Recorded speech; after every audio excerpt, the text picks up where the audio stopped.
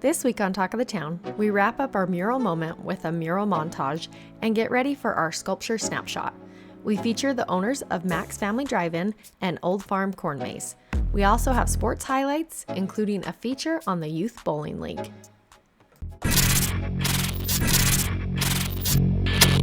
Over the years, Tree Mountain City has become known for its murals, adding works of art on a regular basis. With so many wonderful murals and sculptures being created, Tree Mountain fashioned a self-guided walking tour, which allows you to view these masterpieces up close while learning about the significant people and events that have helped define the life and character of this region. With summer here, Tree Mountain is encouraging residents to take time to enjoy these murals and sculptures that have won Tree Mountain Best of State Awards from 2016 to 2020, and again in 2022 and 2024. Tree Mountain also won 2020's Best of State Statue Award.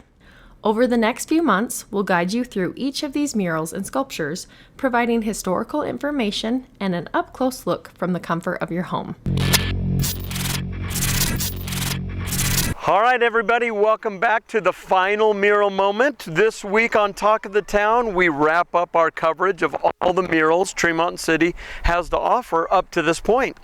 We hope you've enjoyed learning about these historical works of art and take time to see them in person. Now, with the crisp fall weather, would be a perfect time to enjoy this self-guided walking tour.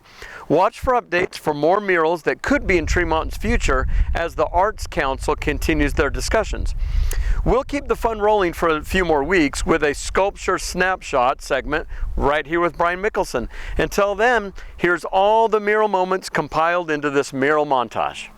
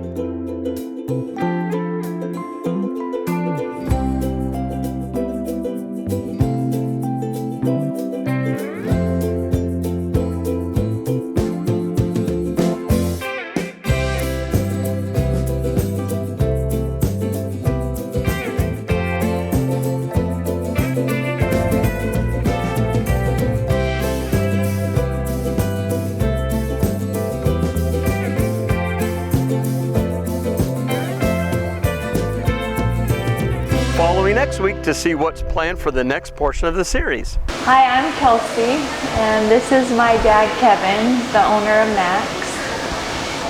Our grand opening was in February 1965.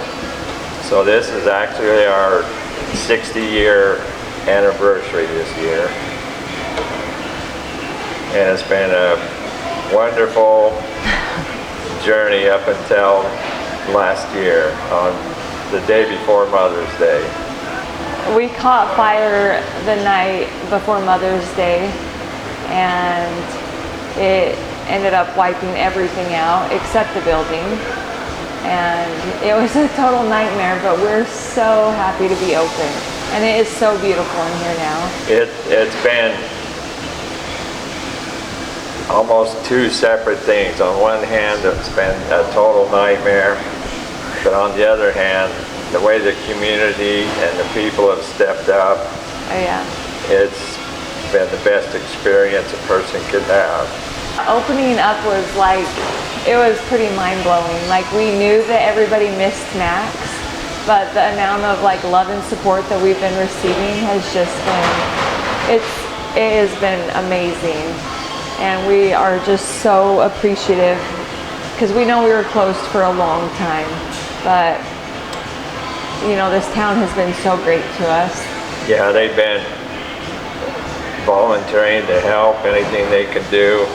It was almost like after the first day when we finally closed, it's almost like we found out that half the people that were here working weren't even on our crew, they were just volunteers. But people have been so patient and understanding, it's just been really nice. So we opened, I believe, September 1st, Labor Day is what it was. I don't know if it was a celebration. It was more of us just like holding on.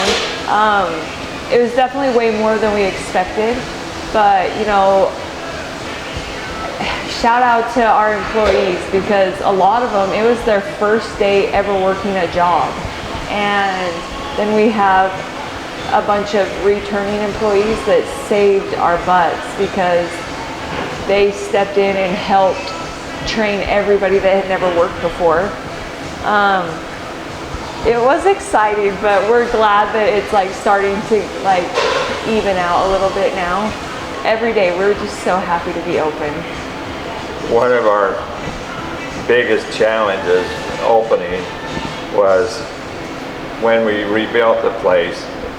We had already decided we were going to try to rebuild it so it was just like it was. However, in that process, we found out that a lot of our electronics and stuff, they didn't even make those anymore. And so obviously we had to upgrade. And like she was saying, so the first day we opened, besides trying to get the feel of everything, we were dealing with all this high-tech stuff that, ironically, the people who were best at it was our brand new teenagers that we had hired. So we're almost standing there while they're teaching us. And they're still teaching us. Yeah, it is. You know, our old equipment, if it didn't work, you could just kind of slap it. But this new stuff, it doesn't like it when I do that. And it's been a very challenging experience. We're not done decorating yet. Like, we haven't been able to put up like our old decorations yet, but we were able to keep a few of our old things, which we're super grateful for, like our soda machines, our jukebox, like the please order here and the pickup signs. My grandparents made those, and they made it through the fire. We will begin our old decorations back up, but we did try to keep the layout exactly the same. We really just tried to keep everything we could the same, the food, everything, because that's what everybody loves is Macks. The way I feel is we've got our old building back, but it's all up to date. So it should last another good 60 years. It was a nightmare, but like it came out so beautiful. People are just so happy to have us back.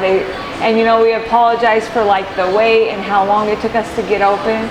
And a lot of people say, you know, like good things take a long time. So it has just been, it's like emotional, but it is like, it's been good. The people here, the customers, they've just been so kind, because we know what a struggle it's been like through our drive-through, but they're so nice to my employees, because a lot of them are just young kids that are trying so hard. And then my day crew, you know, they're just here working their butts off, and we've just been so lucky, the employees that we've had, because they've worked harder than I thought we could have asked them to. So, and this guy, you know, he did not give up. No matter what bad news we got, he just kept going, and he made it happen. I used to drive past the cemetery a lot on my way back and forth to home. And that's where my parents are buried.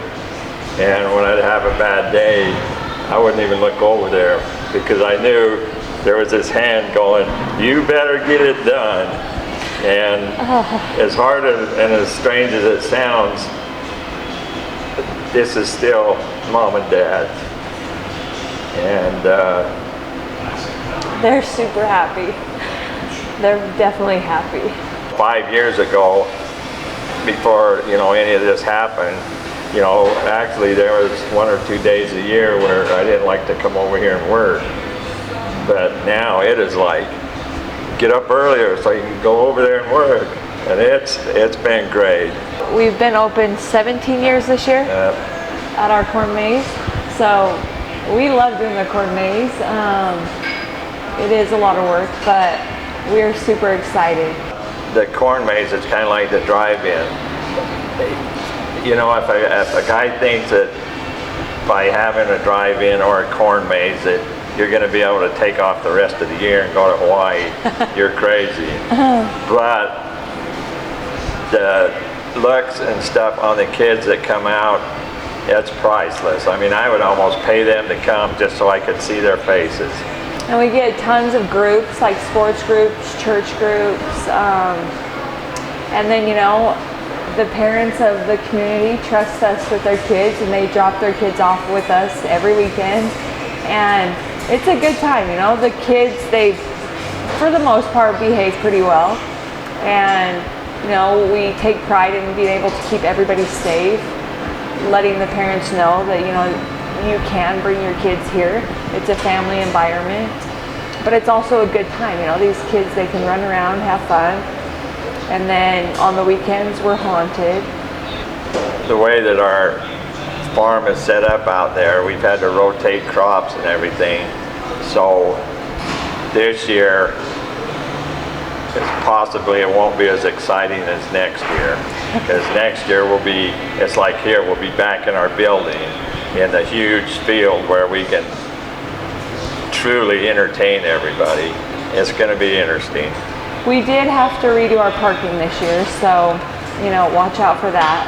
But it's going to work out great. They'll just pull through and park in our other field. There's a lot of people that help us make the corn maze possible because it is a ton of work, and one is his sister, my Aunt Sue. She's our total lifesaver. Here at the drive-in too, she is such a help. And my brother, Zach, he's wonderful. He comes and does all the hard work for us and his beautiful family. We would definitely be lost without them. And of course, like our crew here, they help out. We got this wonderful guy, Michael. He puts in a lot of work for us. We just have so many people that help us get to where we are that we are so very appreciative of. Some of the family members that aren't even from around here, they're right there supporting us and pushing us forward and rooting for us. And sometimes it's easy to forget to mention them, but the whole thing is just a family affair, and we just appreciate everybody and all of their help. So the hours are 6 to 9 during the weekdays, and then the weekends are 5 to 10, and we start haunting at 7. And one of the huge advantages that we like about it is, like she mentioned, we have a lot of parents that just drop their kids off, but even the ones that stay, the families and that, you get there when we open, you can go through as many times as you want until we close. And every once in a while we get some that are actually in there for 2 or 3 hours after. We don't know about it, but I hope they had a good time, because they obviously, most of them, except the older ones would come out frustrated, but the kids, they thought it was great. It's a great time of year in the fall when the corn maze comes around and opens. We just thoroughly enjoy it. We're kind of in the process of training animals that we can take out there, like some sheep and a couple alligators and stuff like that. So there's always something. The great thing about a corn maze is you have at least a month to keep switching and trying different things. You know, we can be out walking through the maze when we're open, and we just walk behind people and listen to their reactions, and you go, dang, that is a great idea. You know, tomorrow we're going to change this over here and over here. So the feedback is great. Again, the community has been perfect. Once in a while we run into a little trouble, but you know, it's almost like hollering fire. Man, everybody is just boom right there. And you know, that's the best way to take care of trouble, is right when it starts. And we've just been truly blessed both places. Just come out and support us. Yeah, we can't wait to see you. Talk of the Town is made possible by supportive sponsors who love our community. Show your love by supporting them today. My name is Angela Harris. I manage the Bear River Bowling Alley, and I guess you could call me coach the youth bowling league there. And we used to have a league in Logan, and when they put in the string pins, it was no longer able to be a sanctioned league. So we moved our league to Tremont. We've been there, this is our second year there, and I have a great group right now, and there's room for more. And it's very exciting having the youth and watching them grow, and I enjoy being involved with the kids in the community. They are very special people. We call them the Pee-wees. They're the 3 to 7 year old group, and they bowl 2 games because, again, attention span of a toddler. And they play with bumpers, so that gives them a chance to get to know the sport. We work a little bit on their technique and how to hold the ball, but a lot of times, you know, we're just having fun with that group. They're just spinning. A lot of them, it's hard to hold the ball to begin with, so they're grounding the ball down the lanes, and we're just teaching them how to have fun. And honestly, they're the group, actually they all teach me. They all remind me, because I'm a bowler myself. And when you get to be an adult bowler, especially as you advance, I didn't used to be this bad, but as you advance and get better, you get frustrated. And you're like, I could have bowled better. Why is my score so low? So every Saturday when I watch these kids and they knock down a pin and, yes, I got that pin, it reminds me why I bowl. I don't know if I'll ever get my perfect 300 game. I can be happy with my small accomplishments. That's why I enjoy being with the youth so much. Like, I got that pin. It just reminds me to be happy. And then we get into our older group that's 8 to, again, 18. But if they turn 18 before August 1st, I think is the cutoff, they can be in this youth league. They are my junior league. Pee-wees right now I have 8. And then the juniors I have, I think, 25 to 30. The fun thing about bowling is you have a goal, like you want to meet your average. You're bowling against yourself. It is a competitive sport, but it's a competitive sport against yourself. But you also have a bowling team. So you learn a lot of teamwork, and you have companionship with your team. The other team gets a strike and you high five the other team. It's a different animal, bowling. So why do you think this is a good program for kids? Why is it a thing needed in our community? Like I said, it's good to have those competitive. I think as a child, learning to be competitive can be a good thing, because it brings you satisfaction to reach your goals. So you have a goal to, like, you have an average. So many games, you bowl 3 games, you have an average. So if you meet that goal and you go above it, you're like, that's amazing. I can beat my average. But if you don't quite hit that goal, you work on yourself. Okay, what can I do to hit my average? Why was that game so low and this game so high? It's an interesting thing to work on yourself.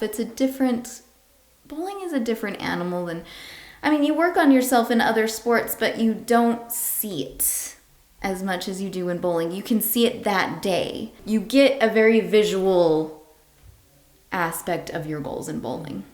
And it's very rewarding, I think, for the kids. So, and it's good as an adult to see them meet those goals. So, yeah. So what's the season look like for the bowling league? When does it start? How often do they practice or have tournaments, things like that? So our season started last week, but we have room to, I mean, if you missed one Saturday, that's not a big deal. We can still have you on, even if you missed a month. We have a long season. So we start every year the Saturday after Labor Day. So our season goes from Labor Day to Easter every year. And we usually take December off because that's a busy time for families. It's usually about a 22-week season, and we only do Saturdays. We just bowl. We don't really have practice, but the kids are more than welcome to come in and bowl during our open hours and practice on their own. So it's a sanctioned league, so every Saturday it counts towards your average, your score, gets reported to USBC, United Congress Bowling Association. They have a scholarship set up. So when all these kids sign up for a membership with USBC, just $10 a year, and they automatically get signed up for their scholarship awards.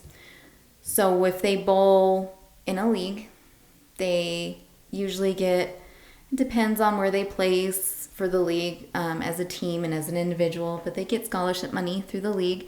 And then when they do the tournaments, we have our Northern Utah Association, which is our local association, does a youth tournament, and they also do a youth adult fun tournament where you bowl with a parent, and they do scholarships as well. A youth league, they put the money right into their scholarship account.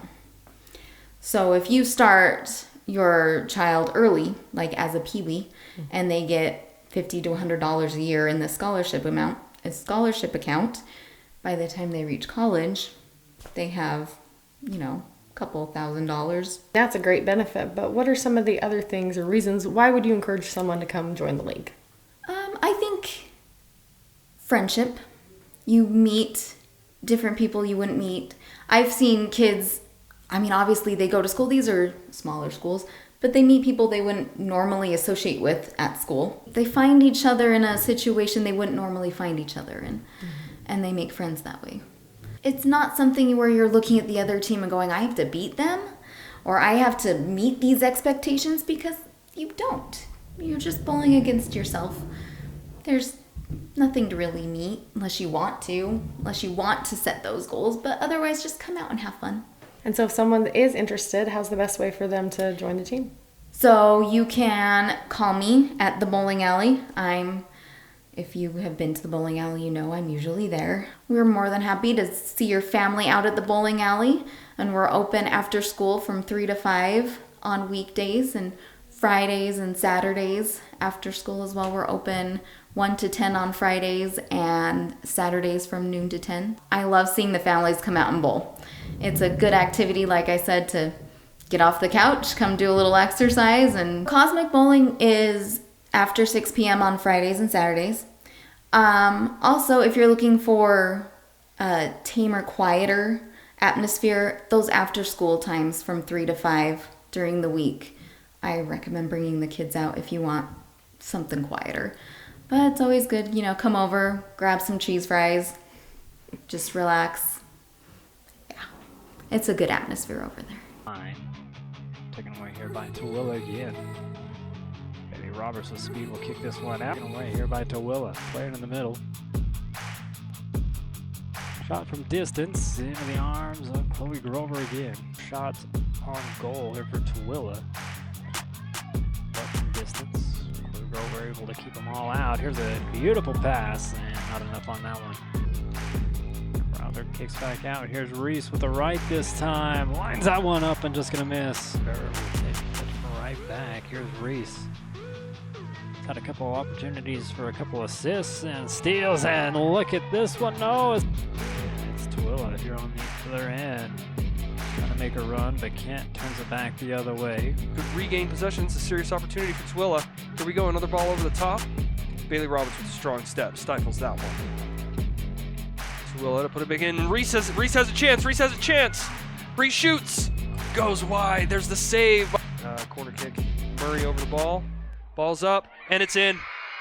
Obviously, it didn't turn out how we would have liked senior night to turn out, but it was a phenomenal game for these girls, and they definitely kicked butt out there. They took it into overtime. What do you have to say about this game overall?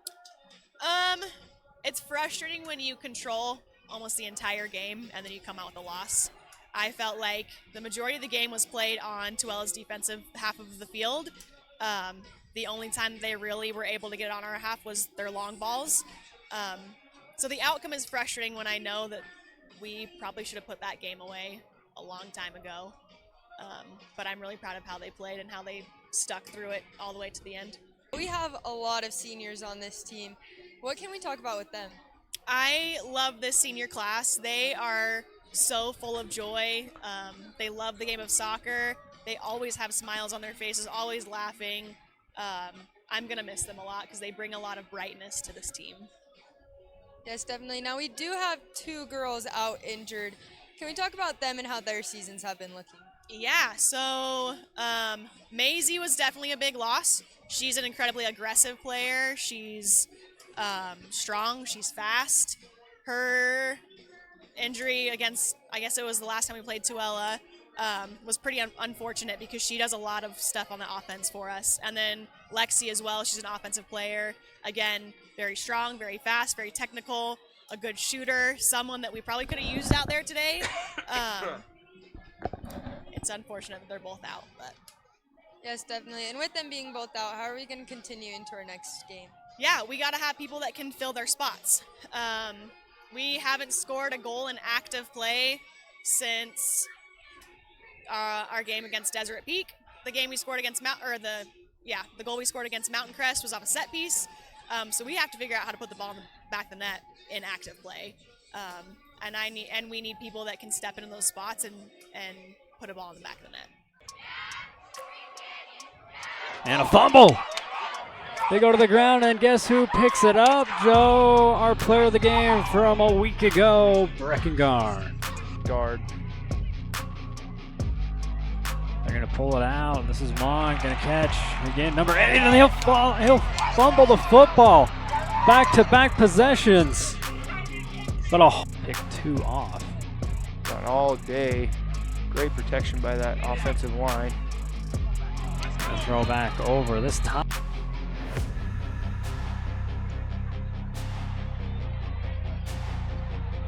I'm going to be filled at about the 25. Bingham breaks through a couple of tacklers. It's up top. Tyre, good pocket. Throws it incomplete.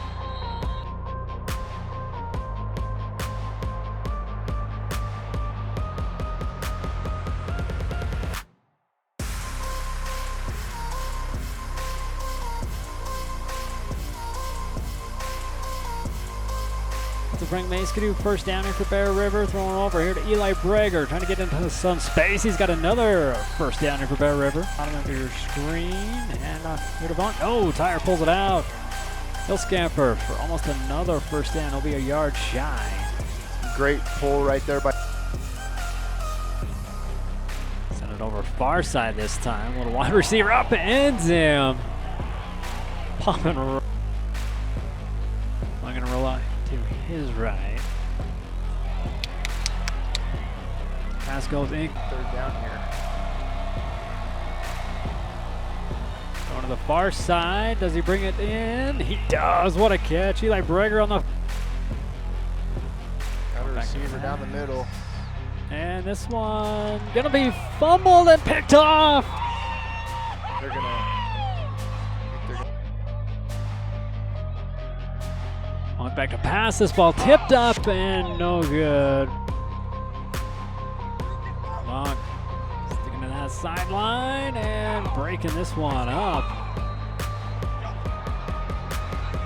Monk back to pass. A lot of time. Gonna lay this one up and another one. Bounces incomplete. And up the middle again. Down Rice. And it off with a fresh set of legs. This is Selman, and he's not going to get too far before River Raps. Cheers. Score would technically be a 3-score. Would technically be a 3-score game. And it's blocked. Back to pass. He'll step up into the pocket where he's got some room to run and not taking the slot. Fire stands in there, throws this one. And a catch here by Eli Breger, and Greek Canyon still can't get him down before he... So Coach, like we talked about earlier, we wanted to start fast and really get into it. We definitely started fast, but then there was a big momentum change in the second half. What happened? We just couldn't get a rhythm on offense, and that's really hard to play a full football game like that, especially with our defense. I thought our defense played really, really well, especially in that first half, but they got gassed, they got tired, and that's on our offense not being able to develop a rhythm and stay on the field. And so that's really what it came down to in the second half, is just fatigue and our offense not being able to develop that rhythm. So and you got the whole town knows how I feel about shutouts. It drives me bonkers. We got to be better on offense. We got to develop something. We got to have a run game. We got to have a pass game. We got to be balanced. All those things. So what we can take out of this game is our defense. We had some outstanding players, especially Bennett Allen and Brecken Garn. What can we talk about with them? Yeah, Bennett obviously had some things that kept him out of the game last week, and he came back with a vengeance. He came back and earned his spot back, and I'm really proud of how he responded to that situation, and especially Brecken. Brecken's always going to go 100%. I'm proud of those guys. Like I said, I'm proud of the defense. They got turnovers. They battled all game, and they showed some things that they haven't shown all season, which is good as we move forward.